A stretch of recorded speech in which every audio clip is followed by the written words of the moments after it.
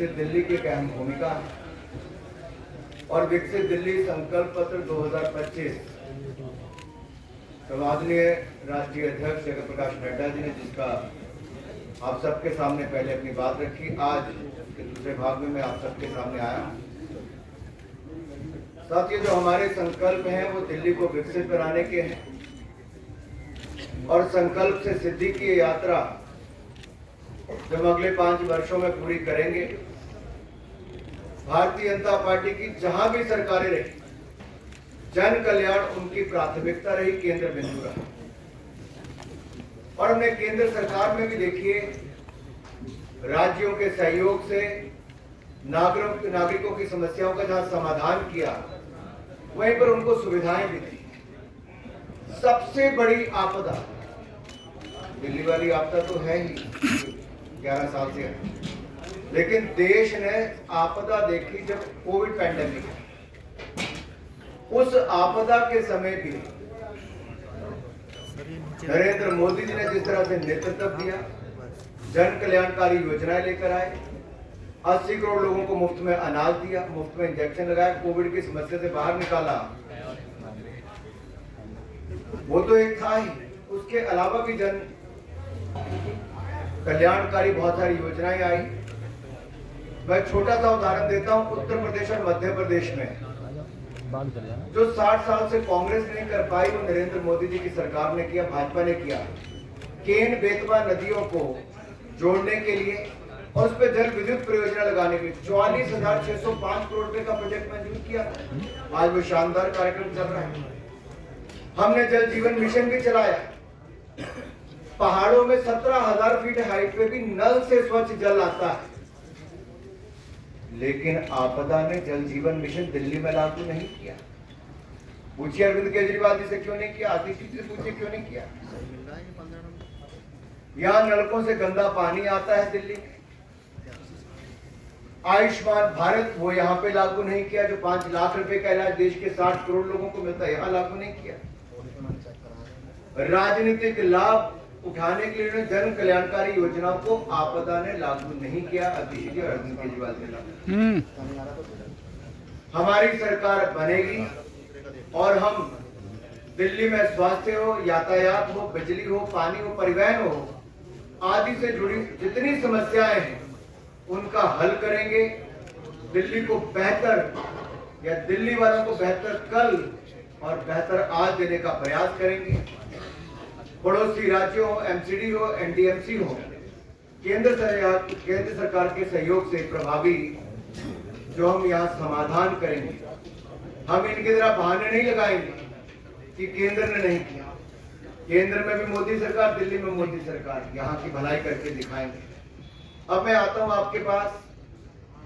पिछले 10 वर्षों में भाजपा सरकार ने दलालों को खत्म कर दिया है, मिडलमैन को खत्म कर दिया और डीबीटी, डायरेक्ट बेनिफिट ट्रांसफर, इसके माध्यम से जन कल्याणकारी योजनाओं को लागू किया है। भ्रष्टाचार, मिडलमैन को हमने समाप्त किया और भ्रष्टाचार के प्रति जीरो टॉलरेंस ये भाजपा की है, नरेंद्र मोदी सरकार की है। लेकिन दिल्ली में आपदा के कारण, कोविड महामारी के दौरान जहां ऑक्सीजन नहीं मिल पाती थी, अस्पतालों में बेड नहीं मिल पाते थे, उस समय सैकड़ों करोड़ रुपए इन्होंने माफ कर दिए शराब व्यापारियों के। 2026 करोड़ का घोटाला आपदा ने, आम आदमी पार्टी ने किया और कैग की रिपोर्ट जब आ गई तो उस रिपोर्ट को भी विधानसभा में नहीं लेकर गए। मेरा सीधा सवाल है आम आदमी पार्टी से, ऐसी क्या मजबूरी थी कि कैग रिपोर्ट को आप विधानसभा क्यों नहीं लेकर गए? अपने भाषण देने के आप कभी 1 दिन 2 दिन के विधानसभा सत्र बुलाते थे, कैग रिपोर्ट को पेश क्यों नहीं किया गया? दिल्ली जल बोर्ड के 28,000 करोड़ के घोटाले पर क्यों नहीं आपने चर्चा करवाई? मोहल्ला क्लिनिक के आपके 65,000 फर्जी लैब टेस्ट हुए, आपने उस पर चर्चा क्यों नहीं करवाई? कोविड महामारी के दौरान आपने शीश महल घोटाला किया, अपने घर का निर्माण किया, इन घोटालों पर चर्चा क्यों नहीं हुई? भारतीय जनता पार्टी की सरकार बनेगी,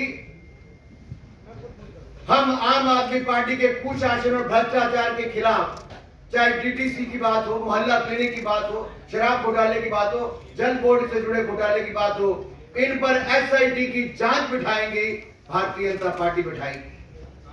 और जीरो टॉलरेंस हम भ्रष्टाचार के प्रति रखेंगे। दिल्ली वालों से हमारा वायदा है, दिल्ली की जनता से हमारा वायदा है, और ये हमारा ट्रैक रिकॉर्ड बोलता है।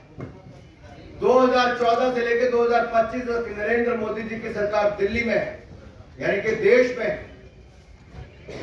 1 रुपए के भ्रष्टाचार का कोई आरोप नहीं लगा पाया। 2001 से लेकर 2014 तक मोदी जी मुख्यमंत्री थे, कोई 1 रुपए के घोटाले का आरोप नहीं लगा पाया। लेकिन आज आम आदमी पार्टी की दिल्ली की सरकार ने, जो हमारा दिल्ली प्रदेश है, जो कभी घाटे में नहीं था, वो पहली बार राजस्व घाटे में होगा। रेवेन्यू डेफिसिट में हमारी दिल्ली केजरीवाल जी और अतिशी जी और आम आदमी पार्टी के कारण हो पाया।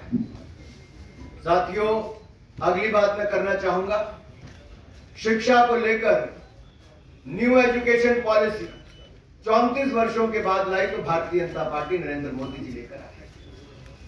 और केवल शिक्षा नीति नहीं, न्यू एजुकेशन पॉलिसी नहीं, हमने यहां पर, मैं आप देखिए 2014 से पहले क्या था, मात्र 16 आईआईटी थे देश में, आज बढ़कर 23 हो गए। 13 आईआईएम थे, आज बढ़कर 20 हो गए। 9 ट्रिपल आईटी थे, आज बढ़कर 25 हो गए। 8 एम्स से बढ़कर 24 हो गए।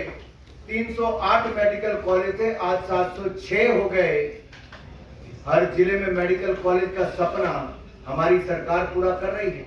157 नर्सिंग कॉलेज अभी हाल ही में हमने मंजूर किए। और यही नहीं, आईटीआई 11,847 से बढ़कर 1.5 गुना ज्यादा 14,955 हो गए। यूनिवर्सिटीज मात्र 723 थी, आज वो 1147 पार कर गई। मेडिकल कॉलेज तो मैंने आपके सामने रख ही दिया। साथियों, यही नहीं, हमने 10,000 से ज्यादा अटल टिंकरिंग लैब खोलने का काम किया है। साइंस को बढ़ावा दिया, साइंस को ही नहीं, साथ ही साथ हमने स्टार्टअप्स को भी बढ़ावा दिया। आज 1,20,000 स्टार्टअप है, 107 यूनिकॉर्न है, और दुनिया में हमारा देश कहीं नहीं था, आज दुनिया का तीसरा सबसे बड़ा स्टार्टअप इकोसिस्टम बन गया है। अब हमारी कल्पना यह है कि दिल्ली में सरकारी शिक्षण संस्थानों में जो जरूरतमंद छात्र हैं, उनको पीजी से लेकर, केजी से लेकर पीजी तक की मुफ्त शिक्षा देंगे।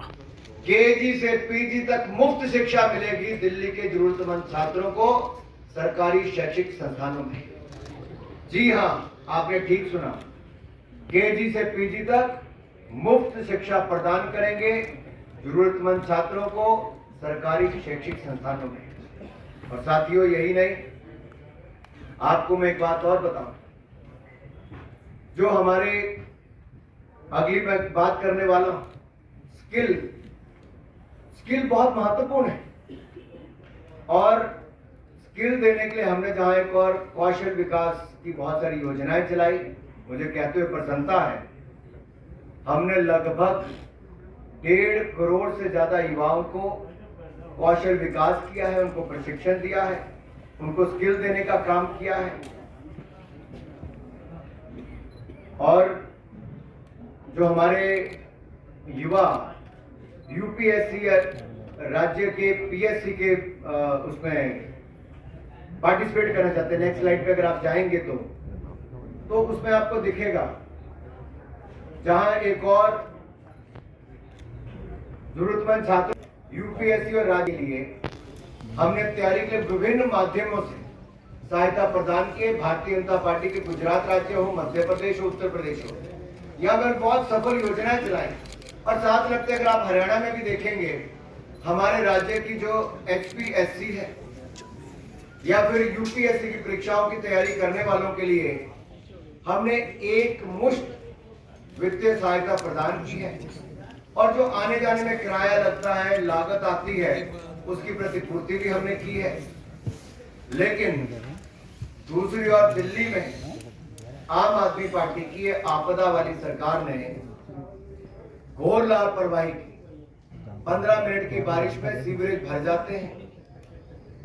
ये जो झीलों की नगरी बनाना चाहते तो झीलें यहाँ पे उत्पन्न हो जाती हैं और हमारे सिविल सर्विस के जाने वाले जो हमारे ऐसे अभ्यर्थी थे उनकी डूबकर मौत हो जाती है। ये दिया है आपदा की दिल्ली की सरकार ने।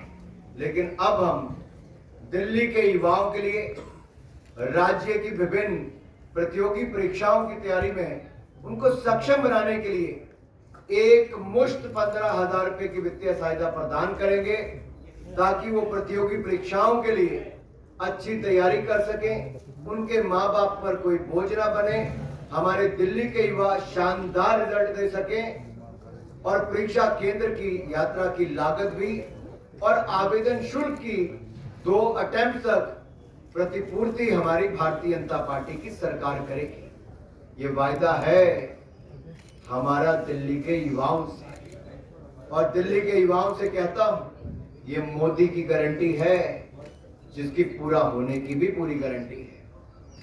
अगला मैं आपके सामने रखना चाहूंगा हमारे अनुसूचित जाति वर्ग के